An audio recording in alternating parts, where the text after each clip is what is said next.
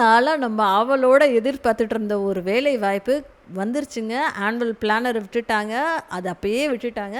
But நெறைய notifications ஓட எப்போ எக்ஸாம், ப்ரெஸ் ரிலீசஸ் எல்லாமே வந்துருச்சு.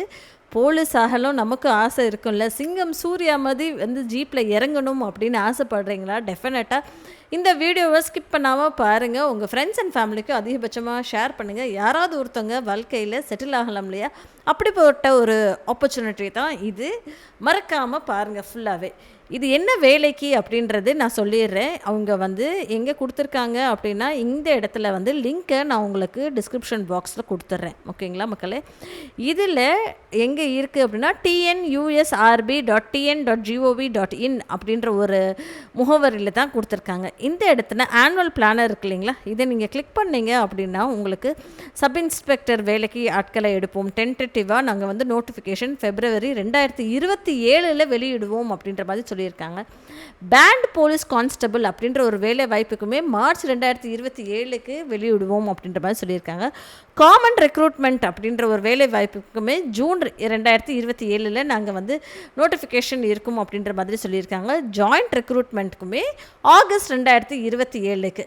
சரிப்பா, இதெல்லாம் 2027க்கான ஒரு நோட்டிஃபிகேஷன் வரும் அப்படின்ற மாதிரி அவங்க வந்து ஆனுவல் பிளானரை ரிலீஸ் பண்ணியிருந்திருக்காங்க. சரி, இந்த சப் இன்ஸ்பெக்டர் வேலைக்கு நம்ம எப்படி அப்ளை பண்ணுறது என்ன அப்படின்றது பார்க்கணும்னு ஆசைப்பட்டிங்கன்னா, இந்த இடத்துல ரெக்ரூட்மெண்ட் ப்ராசஸ்ன்னு சொல்லி இருக்கு இல்லைங்களா?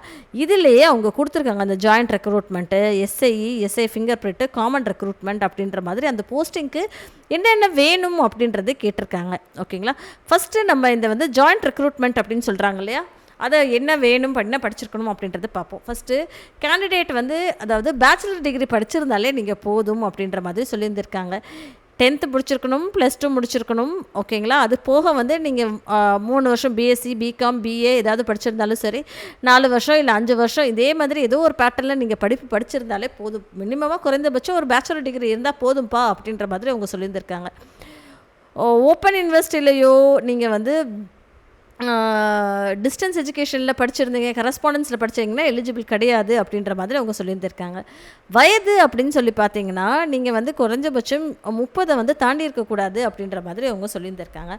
ஆனால் எப்பவும் போல் கவர்மெண்ட் வழங்கக்கூடிய ஏஜ் ரிலாக்ஸேஷன் இருக்கு இல்லைங்களா? அது இருக்குது. யாருக்கெல்லாம் இருக்குது அப்படின்றது தொடர்ந்து பார்ப்போம். BCM, backward class, MBC, denotified கம்யூனிட்டிக்கு 32 வயசு வரைக்குமே அப்ளை பண்ணலாம் அப்படின்ற மாதிரி சொல்லியிருக்காங்க. எஸ்சி எஸ்டி கேட்டகரியில் வர்றவங்களுக்கு 35 வயது வரைக்குமே அப்ளை பண்ணலாம் அப்படின்ற மாதிரி சொல்லியிருக்காங்க.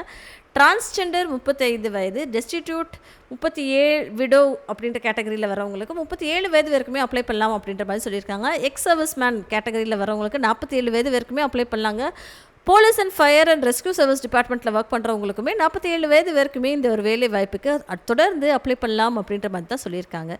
கம்யூனல் ரிசர்வேஷன்ஸுமே இருக்குங்க. அது என்ன கம்யூனல் ரிசர்வேஷன்ஸ் அப்படின்றது பார்ப்போம். ஓப்பன் காம்படிஷன் அதாவது ஓசி அப்படின்னு சொல்லக்கூடிய கேட்டகரிக்கு 31% ரிசர்வேஷன் இருக்குது. பிசி கேட்டகரிக்கு 26.5% ரிசர்வேஷன் இருக்குது. பிசிஎம் அப்படின்றது சொல்லக்கூடிய கேட்டகரிக்கு 3.5 விழுக்காடுகள் இருக்குது. எம்பிசி கேட்டகரிக்கு 20 விழுக்காடுகள் இருக்குது. எஸ்சி கேட்டகரிக்கு 15 விழுக்காடுகள், எஸ்டி கேட்டகரிக்கு 1 விழுக்காடுமே, எஸ்சி அருந்ததியர் கேட்டகரிக்குமே 3 விழுக்காடு ரிசர்வேஷனுமே இருக்குது அப்படின்ற மாதிரி அவங்க சொல்லியிருந்திருக்காங்க. சரிங்களா மக்களே? ஸ்பெஷல் கோட்டா ரிசர்வேஷனுக்குமே பெண்களுக்கு 30% ரிசர்வேஷன் இருக்குங்க. அதனால் எல்லா பெண்களுமே சூப்பராக கொஞ்சம் சிரமப்பட்டு படிச்சிருங்க. படித்து நம்ம சூப்பராக வேலை பார்ப்போம். சரிங்களா மக்களே? அதே மாதிரி இந்த ஸ்போர்ட்ஸ் கோட்டா மக்களுக்குமே ஒரு 3% ரிசர்வேஷன் நாங்கள் கொடுக்குறோம் அப்படின்ற மாதிரி அவங்க தெளிவாகவே தெரிவிச்சிருக்காங்க. ஓகேங்களா? இதுக்கு வேறு என்ன இங்கே கொடுத்துருக்காங்க அப்படின்னு சொல்லி பார்த்தோன்னா, இப்படியே ஸ்க்ரோல் பண்ணி பார்த்தோம் அப்படின்னா நீங்கள் வந்து ஒரு காமன் ரிட்டன் எக்ஸாம்ஸ் இருக்கும்ப்பா உங்களுக்கு அப்படின்ற மாதிரி அவங்க சொல்லியிருந்திருக்காங்க. ஓகேங்களா? அந்த காமன் ரிட்டன் எக்ஸாமில் என்ன இருக்கும் அப்படின்னா, தமிழ் லாங்குவேஜ் எலிஜிபிலிட்டி டெஸ்ட் இருக்கும் அப்படின்ற தமிழ் மொழி வந்து உங்களுக்கு எவ்வளோ இருக்கு தெரியும் அப்படின்றதுக்கு ஒரு பரீட்சை வைப்பாங்க. அதுக்கு 100 மார்க்குக்கு எழுதுகிற மாதிரி இருக்கும். அது போக மெயின் ரிட்டன் எக்ஸாமும் இருக்கும் 70 மார்க்குக்கு. அதுக்கப்புறம் ஃபிசிக்கல் எஃபிஷியன்சி டெஸ்ட்டுன்னு சொல்லுவாங்க இல்லையா? அதுவே 15 மார்க்குக்கு, வைவா 10 மார்க்குக்கு, ஸ்பெஷல் மார்க்ஸ் 5 மார்க்குக்கு அப்படின்ற மாதிரி சொல்லியிருந்திருக்காங்க. ஸோ டோட்டலாக இது எல்லாமே சேர்த்து உங்களுக்கு 100 மார்க்கு. தனியாக தமிழ் எலிஜிபிலிட்டி டெஸ்ட் ஒரு 100 மார்க்குக்கு அப்படின்ற மாதிரி சொல்லியிருக்காங்க. தமிழ் எலிஜிபிலிட்டி டெஸ்ட் வந்து அப்ஜெக்டிவ் டைப்ஸ் தான், சூஸ் த பெஸ்ட்டு தான் இருக்கும். அதனால் நீங்கள் 40% வாங்கியிருந்தாலே போதும்ப்பா இதில் அப்படின்ற மாதிரி அவங்க சொல்லியிருந்திருக்காங்க. சரிங்களா? நீங்கள் மற்றபடி என்ட்ரன்ஸ் எக்ஸாம்ஸ் இருக்கும்ல, அதில் பார்ட் ஏ வந்து general knowledge, part B psychology அப்படின்ற மாதிரி சொல்லியிருந்திருக்காங்க. இந்த டீட்டெயில்ஸ் எல்லாமே நான் உங்களுக்கு ஷேர் பண்ணிடுறேன், நீங்கள் பார்த்துக்கோங்க. இந்த ஒரு வேலை வாய்ப்பு மட்டும் தானா அப்படின்னு கேட்டிங்கன்னா இல்லைங்க, இன்னும் வேலை வாய்ப்புமே இருக்குது. எஸ்சி அப்படின்ற ஒரு கேட்டகரியில், அதாவது டெக்னிக்கல் அப்படின்ற கேட்டகரியிலுமே கொடுத்துருக்காங்க. இதுலேயுமே வயது கொடுத்துருக்காங்க. மோஸ்ட்லி வயது, படிப்பு, கம்யூனல் ரிசர்வேஷன் இது எல்லாமே காமனாக தாங்க இருக்குது. ஓகேங்களா. இந்த இடத்துல எக்ஸாமினேஷன் ஃபீஸும் கொடுத்துருந்துருக்காங்க. ஓகேங்களா. அது என்ன, எக்ஸாமினேஷன் ஃபீஸ் வந்து 500 ரூபா அப்படின்ற மாதிரி அவங்க சொல்லியிருக்காங்க. இதே நீங்கள் வந்து ஓப்பன் கோட்டாலேயோ டிபார்ட்மெண்ட் கோட்டாலேயோ இருக்கீங்க அப்படின்னா உங்களுக்கு எக்ஸாமினேஷன் ஃபீ வந்து 1000 ரூபா இருக்கும் அப்படின்ற மாதிரி அவங்க சொல்லியிருக்காங்க. எஸ்பிஐ கேஷ் சேனல் மூலயமா நீங்கள் அப்ளை பண்ணணும் அப்படின்ற மாதிரி சொல்லியிருந்திருக்காங்க. சரிங்களா மக்களே. அதே எஸ்சி ஃபிங்கர் பிரிண்ட் அப்படின்ற கேட்டகரியிலையுமே அதே வயது வரம்பு, நான் இதுக்கு முன்னாடி என்ன சொன்னேனோ அதே தான். Education qualification, communal reservation, departmental quota இது எல்லாமே இருக்கும் அப்படின்ற மாதிரி அவங்க சொல்லியிருந்திருக்காங்க. எக்ஸாமினேஷன் ஃபீஸ் இதுலேயுமே இருக்குங்க. அது போக எக்ஸாம் என்ன பேட்டர்னில் இருக்கும் அப்படின்றதுமே டீட்டெயில்டாக அவங்க கொடுத்துருக்காங்க. ஓகேங்களா மக்களே. ஸோ மனம் தளராமல் படிங்க, நல்லபடியாக நம்மளுமே வேலைக்கு போவோம். ஓகேங்களா. ஸோ இதே நம்பிக்கையோடு தொடர்ந்து வீடியோவை பாருங்கள். நீங்கள் என்னென்ன வேலை வருது அப்படின்றத நான் உங்களோட ஷேர் பண்ணிகிட்டே இருக்கேன். ப்ளீஸ் சப்ஸ்கிரைப் பண்ணுங்கள், சப்போர்ட் பண்ணுங்கள். நன்றி மக்களே.